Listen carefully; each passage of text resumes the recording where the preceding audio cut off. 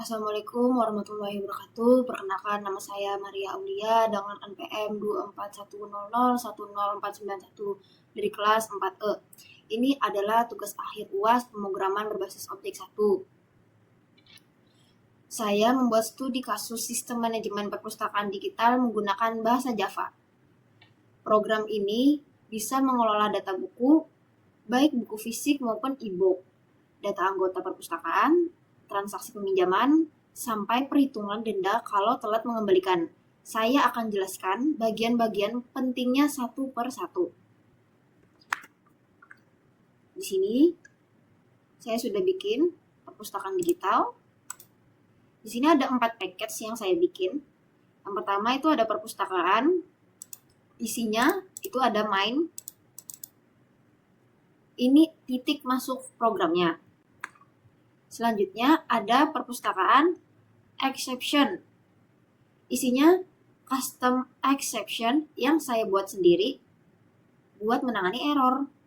Isinya ada batas pinjam exception, data tidak ditemukan exception, dan stok tidak cukup exception. Selanjutnya ada perpustakaan model. Isinya kelas-kelas utama seperti anggota, buku fisik, denda, e-book, peminjaman, dan pustaka. Yang terakhir ada package perpustakaan service. Isinya itu kelas perpustakaan. Ini yang jadi otak buat ngatur semua data. Ini adalah pustaka. Saya buat sebagai abstrak kelas, jadi kelas ini tidak bisa langsung dibuat objeknya, tapi jadi cetakan untuk kelas turunannya, yaitu buku fisik dan e-book.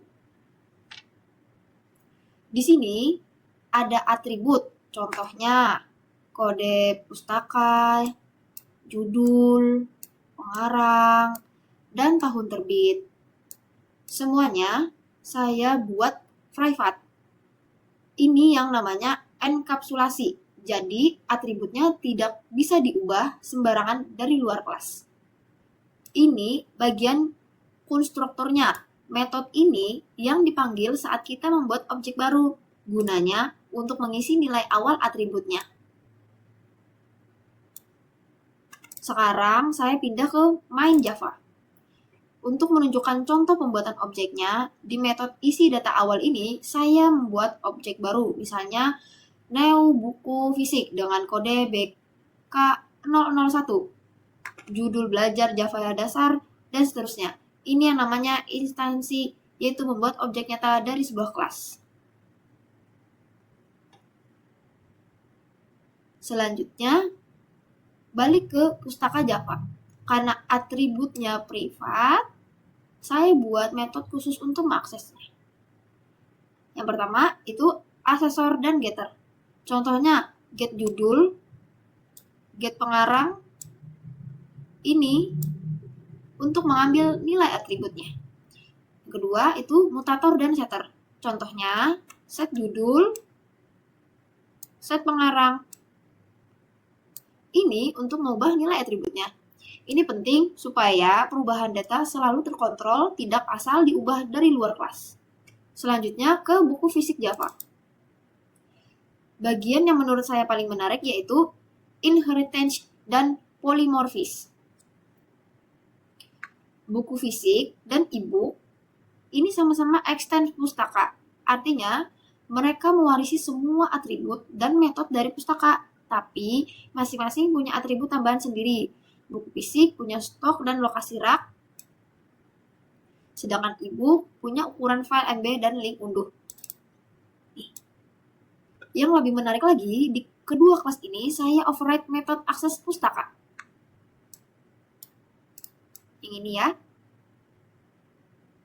Tapi isinya berbeda. Kalau buku fisik itu hasilnya buku fisik dapat dipinjam langsung di lokasi rak.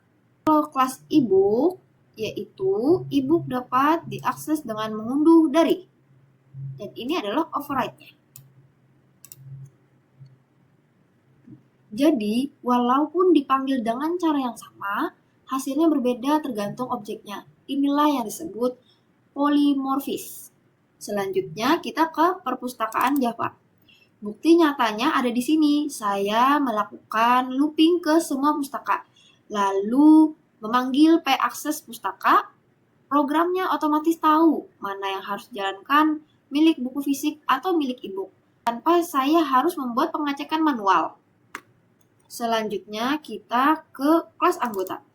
Ini kelas anggota, menyimpan data anggota perpustakaan. Yang menarik, di dalam konstruktornya saya pakai seleksi, yaitu if else, untuk menentukan batas pinjam. Kalau jenis anggotanya dosen, maksimal pinjam 5 buku.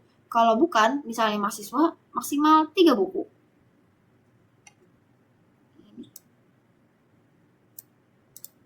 Kelas peminjaman ini mencatat transaksi, siapa meminjam buku apa, kapan meminjam, dan kapan batas kembalinya.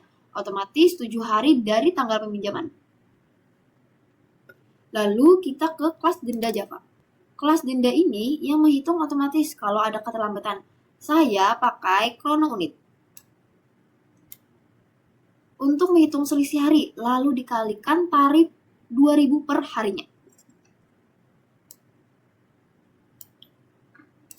Balik lagi ke kelas perpustakaan Java. Semua data di program ini saya simpan menggunakan array, bukan array list. Ada pustaka array, anggota array, peminjaman array, dan denda array. Saya juga menyimpan variabel penghitung jumlah data di masing-masing array, supaya tahu sampai mana data sudah terisi.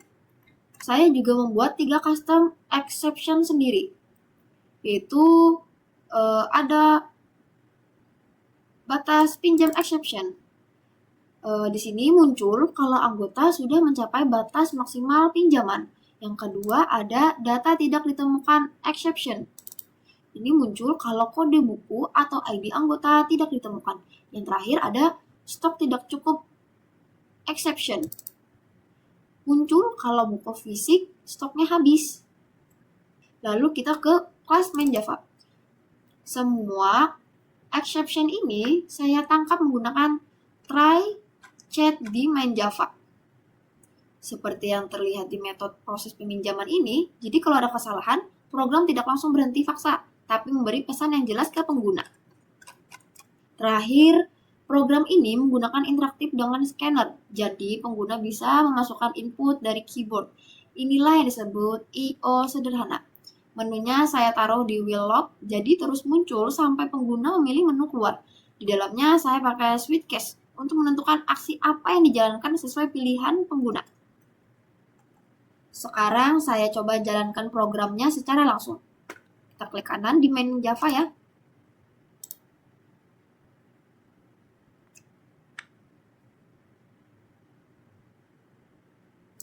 Pertama, saya mau lihat daftar pustaka dulu. Jadi saya pilih menu 1. Jadi ini ada kelihatan ada buku fisik dan e-book, dan cara aksesnya berbeda-beda sesuai yang saya jelaskan tadi. Sekarang saya coba pinjam buku fisik. Saya pilih menu 5. Lalu masukkan kode buku dan ID anggota.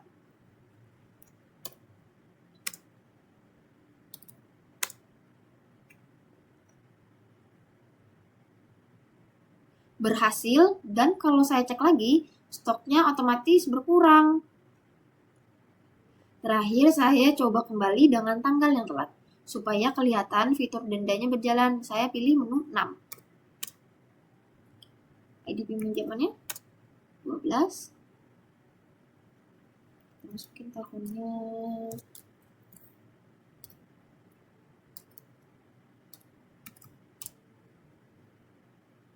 Di sini tertulis gagal mengembalikan peminjaman dengan ID 12 tidak ditemukan karena saya belum ada daftar. Itu tadi penjelasan program sistem manajemen perpustakaan digital yang saya buat. Semua konsep OOP seperti kelas, objek, inheritance, polymorphism, sampai error handling sudah saya terapkan dan jelaskan. Terima kasih sudah menonton. Apabila ada salah kata, mohon maaf. Wassalamualaikum warahmatullahi wabarakatuh.